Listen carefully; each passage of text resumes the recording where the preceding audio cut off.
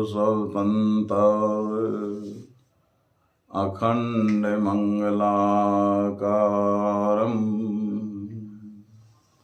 जगद्गुरु प्रकाशानंद मूर्ते गुरुवे नमः। ओम शांति शांति शांति। शांति से ही ज्ञान का मार्ग मिलता है। शांति नहीं है तो ज्ञान मार्ग उपलब्ध नहीं होता। तो प्रश्न उठा कि धर्म क्या है, कर्म क्या है। धर्म कई प्रकार से वर्णित है, इसलिए उसको सिद्धांत के शिथिलता पर धर्म का नियम के पालन करने की संज्ञा कोई धर्म का है। धर्म खाली इस धर्म शब्द से ही उल्लेखित नहीं है, उसके जो दिए हुए संदेश हैं उनका पालन करते हैं तो हम धर्म की रक्षा करते हैं, हम धर्म रक्षक हैं।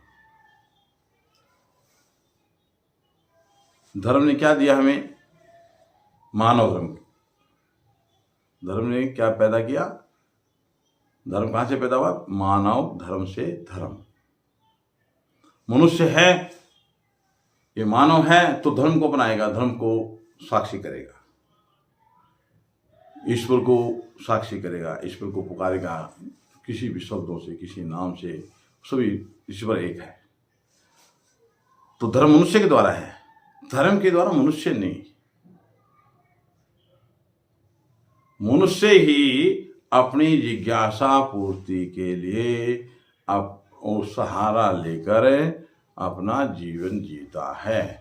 हर मनुष्य का ये स्वभाव है। जब से सृष्टि बनी है, पृथ्वी आई है, तब से अब तक ये स्वभाव चला आ रहा है। क्योंकि हमारे ईश्वर हैं, हमारे देवी देवता हैं, हमारे भगवान हैं, हमारे जो हैं संस्कार से गुरु है, आचार्य हैं, ये सब हमारे पूजनीय हैं। इसलिए हमको इनका सहारा यानी ये मूर्ति स्वरूप भी हमें सहायता करते हैं। ये धर्म, हम मानव धर्म का पालन करने में अपने सहारा के लिए ये पूजा कर और उनको पुकारते हैं। उनके लिए हम कुछ नहीं करते। उनके लिए करने का क्या था हमें? धर्म ने कहा चरित्रवान, चरित्र, धैर्य, सिद्धांत, शांति, दया, प्रेम, सद्भावना, ये जो मनुष्य धारण करता है वो धार्मिक हो जाता है।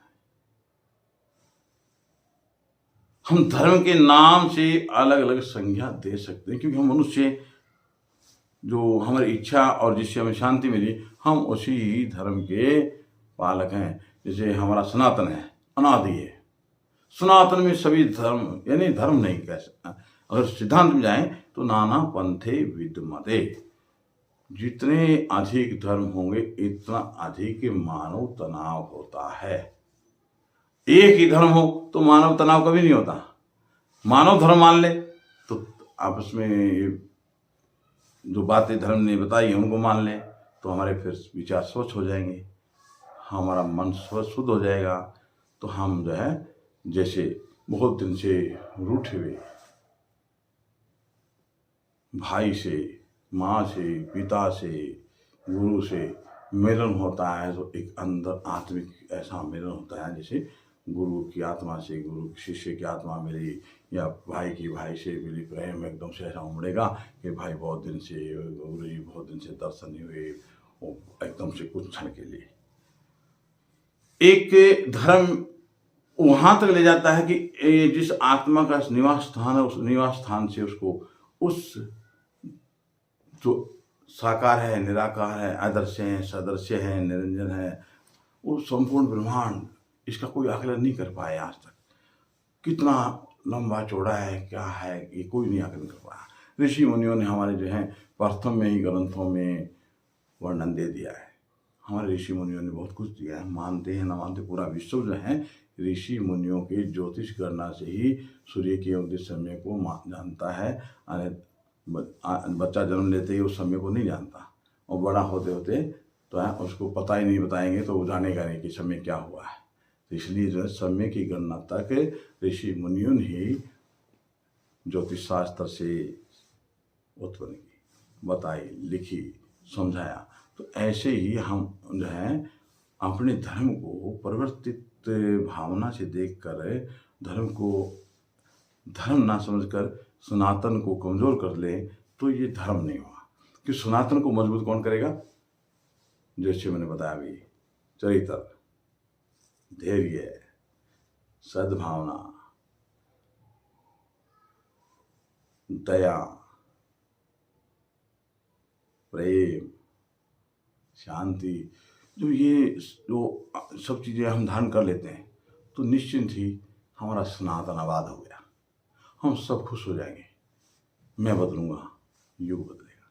धर्म तब है, मैं बदलना नहीं चाहता हूँ तो युग कैसे बदल सकता है? मैं सोचता हूँ जैसे आप सब सोचे कि मैं बदलूँगा तो युग बदल जाएगा, स्वर्ग यहाँ आ जाएगा।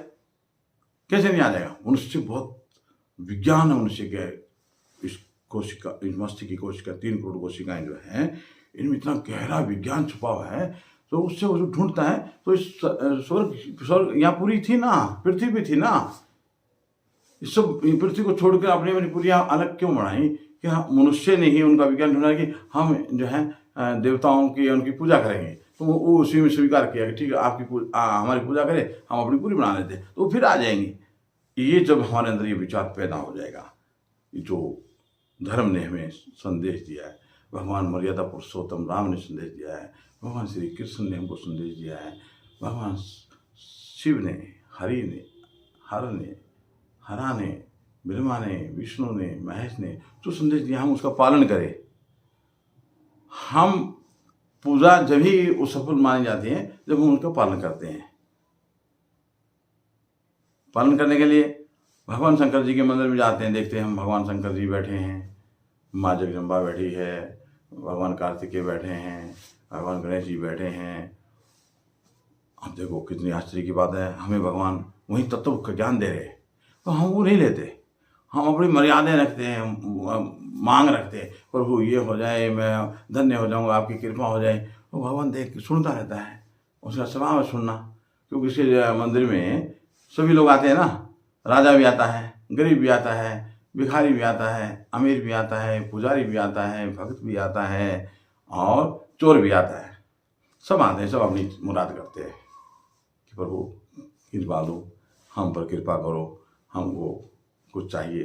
तो प्रभु वो मिल जाता है तो भगवान का गुणगान गाता, आगे प्रसाद चढ़ाता है, और नहीं मिलता उदास होकर बैठता है, भगवान की कृपा कोई नहीं, चलो सुनेंगे कभी। तो ऐसा भावना से और सद्भावना में भगवान शंकर जी हमें ज्ञान दे रहे हैं। तो भगवान गणेश जी का वाहन क्या है? मूषक। भगवान कार्तिकेय का वाहन मयूर, माँ का वाहन सिंह, और भोले बाबा का वाहन नंदी। भोले बाबा के गले में नाग देवता। अब नाग देवता उस सब बैठे हैं, तो गणेश जी से मुँह से कहते हैं, प्रभु कहाँ आ गए? आज सब परिवार के लोग इकट्ठे हो गए, हम खतरे में आ गए हैं। क्या खतरा है? कि देखो वो उधर नाग देवता जीवा निकाल रहा, वो मेरा काम कर देगा। इधर नाग देवता भगवान को कहते हैं कि देखो मयूर मेरा जो है, आप इधर उधर हुए और मयूर ने मेरा काम किया। और इधर नंदी कहता है कि प्रभु देखो, हमको पता नहीं है, आप इधर हुए तो माँ के साथ जो आए हैं और वाहन हैं, वो मैं तो खतरे में हूँ। भावार्थ पर जाए तो क्या है कि सब एक साथ बैठकर कितने प्यार से रह रहे हैं।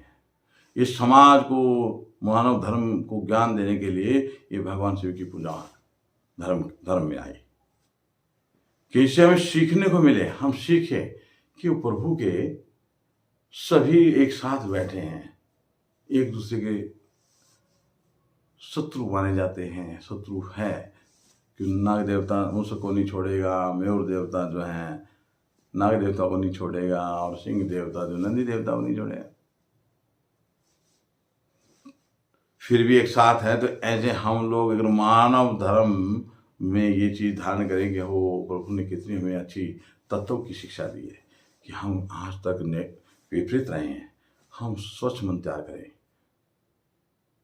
तो शुद्ध मन हो जाएगा।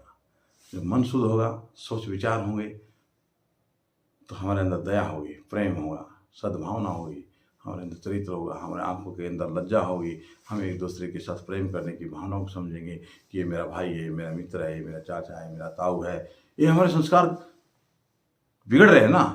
हम कहते हैं कि हम विज्ञान आगे बढ़ रहे हैं। अगर हमारे बच्चों से पूछ ले ना, तेरे परदादा का नाम क्या है, तो कोई नहीं बता पाएगा। तो हम तो भूल रहे हैं, हम फिर किस ओर जा रहे हैं। हम जो शिक्षा पद्धति में हमें व्यवहारिक शिक्षा भी अनिवार्य है मानव धर्म के लिए। तो व्यवहारिक शिक्षा की पद्धति से ही हम भगवान शिव के मंदिर में जाते हैं। तो धर्म की मेन बात तो जो है, मेन शिक्षा तो क्या है, इन चीज़ों को धारण करना है। तो वो किसी भी संप्रदाय में है, जितने भी संप्रदाय हैं, जैसे सिख संप्रदाय है, गुरु नानक ने कहा एक वो हो, ओम, सभी ने उसी को धारण किया। किसी भाषा से धारण किया, उन्होंने पंजाबी भाषा में धारण किया, हमने संस्कृत भाषा में धारण किया, और अरब में अरब भाषा में धारण किया। तो सब भाषाओं में अपने अपने जो है भाषाओं में उन्होंने उसका अनुवादन किया है, उनको प्यार किया है कि प्रभु आप ही हैं और कुछ नहीं दिख रहा। तो वहाँ जब शिथिल हो जाता है तो धर्म सुख में हो जाता है कि मनुष्य ने वो स्वीकार कर लिया है, धर्म को स्वीकार कर लिया है कि वो फिर कभी ना लड़ेगा, ना झगड़ेगा, ना द्वेष करेगा, ना किसी का बुरा सोचेगा, ना बुरा करेगा, ना बुरा होने देगा, आपस में मिलजुल के रहेंगे प्रेम से। इसी का नाम धर्म। अब कर्म भोगने पड़ते हैं, ऐसा हम बार बार सुनते हैं। भगवान श्री कृष्ण ने अर्जुन को युद्ध भूमि में क्या कहते हैं, यदा यदा ही धर्म से ग्लानि भवति। जब जब धर्म की हानि होती है तो अर्जुन मुझे अवतार लेना पड़ता है। जब मैं अवतार लेके आता हूँ तो मैं धर्म को विजय दिलाकर फिर लौट जाता हूँ। धर्म क्या है, तो यही बात अर्जुन को बताई। जब अर्जुन को बताई, इनको बड़ा आश्चर्य हुआ कि हम तो इस आचरण में चले ही नहीं, हमने यदि पालन किया ही नहीं तो हम तो फंस गए। तो फिर कर्मणो अधिकारते फलेषु कदाचन। हे अर्जुन, जो कर्म करता है उस कर्म को भोगना अवश्य है।